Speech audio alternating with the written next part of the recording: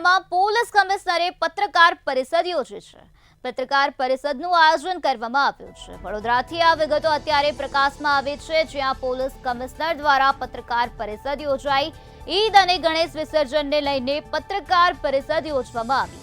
આગામી ગણેશ વિસર્જન યાત્રાને લઈને પોલીસ અત્યારે સજ્જ થઈ ગઈ છે, તો શહેરની અલગ અલગ દિશામાં વિસર્જનની વ્યવસ્થા કરવામાં આવી છે। 4 નવા કૃત્રિમ તળાવનું પણ આયોજન કરવામાં આવ્યું હોવાની વિગતો અત્યારે પ્રકાશમાં આવી છે। પોલીસનો 6500થી વધુનો કાફલો ખડે પગે રહેશે તેવી વિગતો પણ સામે આવી છે। કોન્સ્ટેબલથી લઈને કમિશનર સુધીના અધિકારીઓ ફરજ બજાવવાના છે। એસઆરપી તેમજ આરએએફની ટુકડીઓ પણ તૈનાત કરવામાં આવી છે।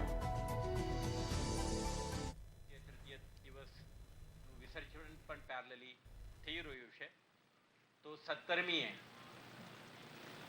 અંતિમ દિવસે શહેરના મોટા પાયે જે ગણેશ ઇન્સ્ટોલેશન થયું છે આના વિસર્જનનું કાર્યક્રમ છે। સાથે સાથે 16મીએ ઈદે મિલાદ ત્યોહારનું પણ ઉજવણી થઈ રહ્યું છે।